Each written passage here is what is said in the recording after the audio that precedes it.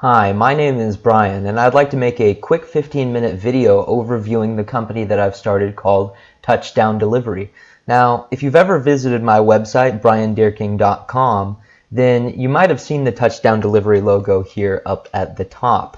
I have been working on it for a little while now, but I've never really done one quick video that elevator pitches the entire thing so that you can understand it. Now, there are parts of touchdown delivery I'm not going to be able to cover in this video, specifically the specifics, especially in terms of the profit mechanism. Although I am going to talk in general about how this profit mechanism works. Because to me, that was the essential element to figuring out a successful drone delivery company. It wasn't necessarily the drone hardware itself, although I did spend quite a lot of time thinking about user friendliness and the actual process by which you would get a package to a doorstep potentially, and went through many different designs. For example, what we're looking at here is version 8.0, and I'm going to be releasing my version 8.1 that I've been working on for months on end, finally September 1st here. So that's in just over a month. Now, let's talk about theoretical flights and theoretical a package delivery, right? What's going to be happening for a theoretical flight or package delivery? Now, this is a altitude versus time plot. Never really happened. This isn't based off a drone flying, but it illustrates the theoretical Skynet that I would be talking about.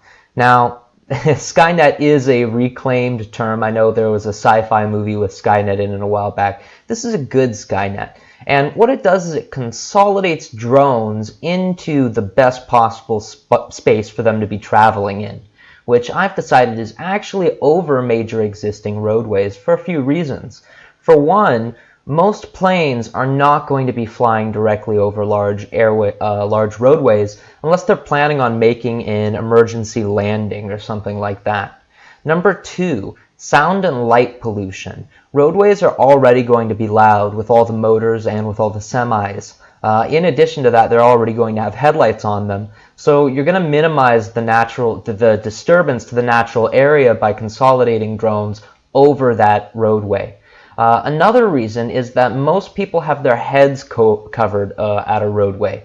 So if you have to choose between flying drones autonomously over a school, over a park, over a mall, or over a roadway, when you think about it, the people are actually most protected over a roadway. You do want to consider the possibility of a drone going down, even though you want to make sure that never happens. Now, the last reason actually has to do with that rare scenario of if a drone does go down.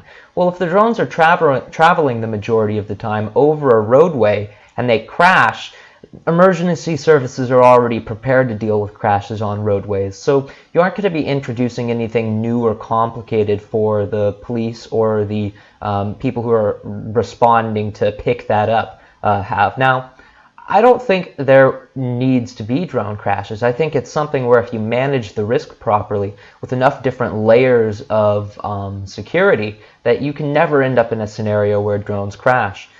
So I want to show you something really quick. In addition to this theoretical flight plot, which also has a speed plot. All of these are available on my website, by the way, if you want to go look at them in more detail later. Now, what GAG stands for is the ground-air-ground cycle, and any drone company, the drone is going to be undergoing that essential cycle from the ground to the air to the ground again, with variations therein, right? You might have one flight that takes it farther away than the next. Now, what I've done is I've looked at this in terms of the application and in terms of the drone. So the Skynet is accessed via the application. Anybody can download the application, but you need to have a state-issued driver's license ID to be able to create an account to actually order drones. And the reason is the drones aren't fully autonomous, mostly having to do with the fact they don't have cameras. We'll go into that later. So things are happening in the application and things are happening in the drone. And what happens is the application links to a secure server, and that server generates the flight packet the drone needs to get to the location it needs to, everything about it. Because you want to assume that maybe there might be lapses in service as the drone, internet service that is, as the drone moves. and you want to accommodate those. Typically, you aren't going to have lapses in internet service, especially if you plan to deploy the drones in a region which consistently has high bar service. But you want to make it so that the drone could actually get to the location and even land if the cell service were cut in the middle, even if that's only to accommodate the scenario where the cell network goes down in some sort of cataclysm. Now, I've separated this into a variety of phases and stages. I'm not going to have time to cover them here, but I want you to see them in general. Loading, which has a lot to do with the partner, the person actually loading the good, whether it's a burger or maybe an iPhone battery. Launching, self-explanatory. Flying, that's where the Skynet really comes in. And one thing I want to point out about the flying phase is this right here. And what this does is it provides corridors for the drones to travel in. Now, the FAA already sets a floor. The floor is different over urban versus rural. Over rural, people can fly down to 500 feet. And that makes sense if you're going over rural mountains in Oregon in a light aircraft, for example. But over urban, it's 1,000 feet. So if you're a pilot and you're flying at 800 feet over LA, you are outside the FAA guidelines. Now, what this does, fortunately, is it leaves a very close space to the actual ground itself. I jokingly call it the pigeon sphere. And what we can do is we can divide up the directions of travel into corridors. Here we can see that if the drone is traveling over a skyway, that is over a large freeway or highway, and it's headed north, it can travel in the 300 to 330 foot corridor. Likewise, east, 330 to 360 foot corridor, and similar corridors for south and west. So we take advantage of this to keep all the drones under air traffic, existing manned piloted air traffic. All of that is going to be above, per the FAA's existing guidelines, this Skynet of drone delivery. And the last two phases, landing and delivery. Delivery is when you actually get your product. Now, here, the product is stored right here in the central payload compartment behind the battery. This over here is the front of the drone. The drone is designed with a forward tilt to maximize aerodynamic efficiency and thrust vectoring. It uses control algorithms which are pretty familiar to mini quadcopter style drones. We can see in the rear there's a handle and a horizontal stabilizer. It does provide some lift. Now, the propellers are carbon fiber. I'm not going to be manufacturing the propellers, although I'd hope to do so when the drones reach a sufficient volume. The legs are deployable in the front. In the aft, we have a load cell like this. That load cell allows for the drone to measure the weight of the package as you load it in the payload compartment. So here's the payload compartment. Now, I have built some pieces of this. For example, this right here is the lid you just saw. Like that, you can see. These are just handles to grip it. That way you can open it and access the payload compartment. The payload compartment is equipped with 3 LED lights facing inward to illuminate the package upon delivery. The battery up front is a LiPo battery, 11 amp hours. I am adjusting the power to weight ratio of the next drone. This is version 8, like I said. The electronic speed controllers for the motors are located beneath an aerodynamic shroud on the left and right of the drone. This is an actively cooled portion of the drone, in addition to the battery.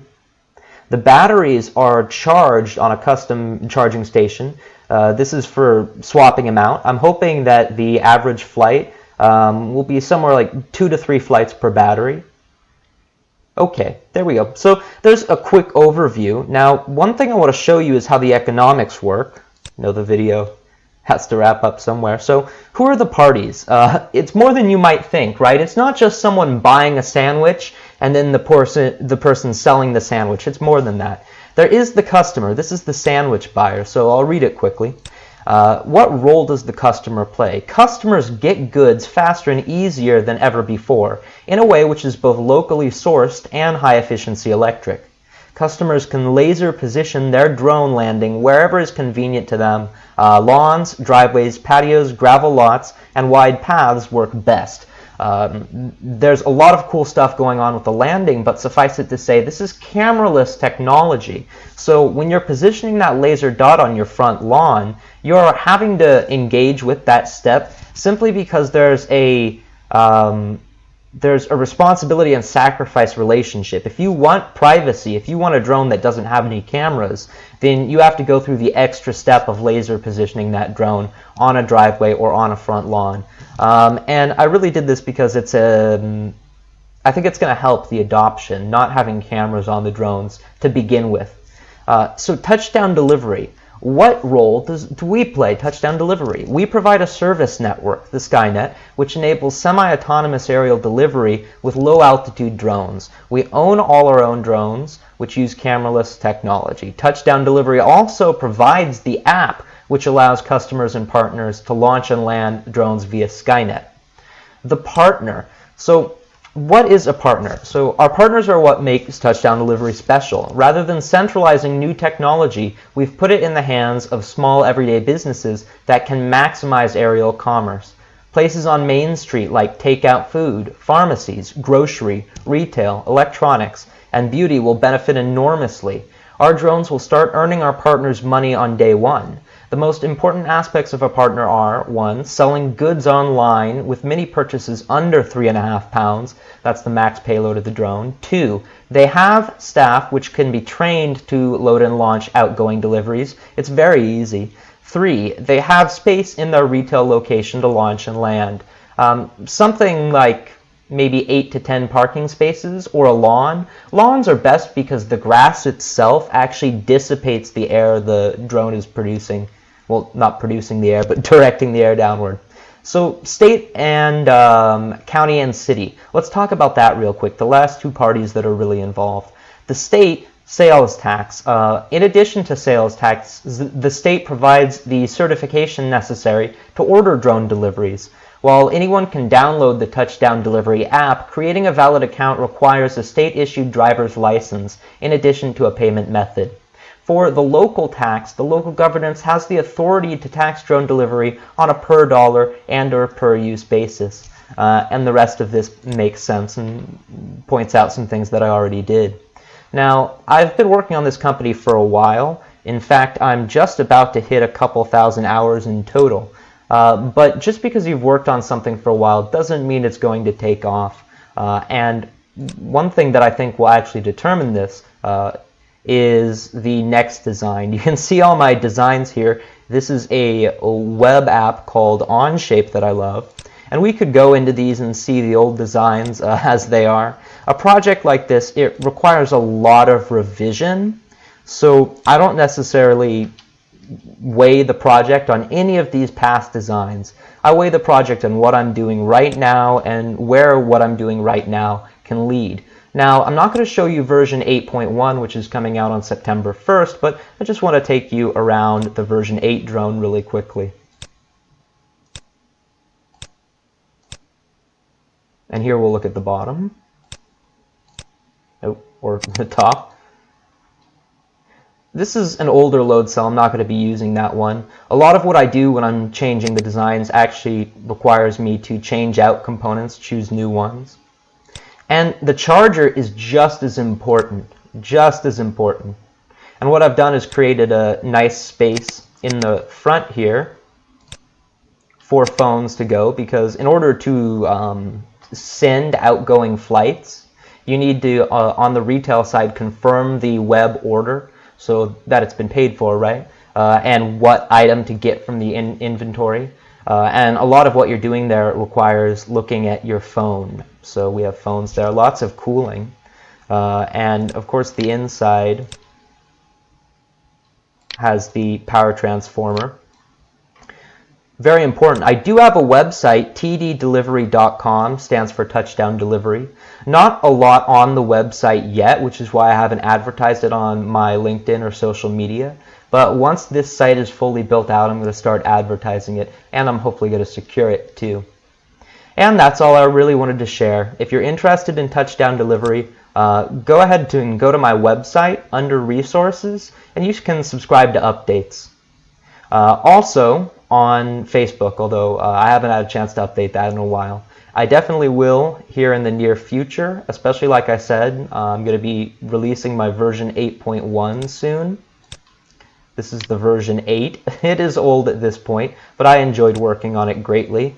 As I said, I did build out some components to it, and I've been able to make some critical changes based on the prototyping that I have done. So if you're interested in updates, or even if you're interested in perhaps working with me, go ahead and visit my website and see those resources. Thank you. I hope you enjoyed this, and if you'd like to learn more about me or my new company, Touchdown Delivery, then visit my websites in the description below. I'd also like to be able to stream on YouTube, and there's a minimum subscriber restriction, so give me a follow. Comment below and start a conversation, plus check out some of my other videos. Thanks.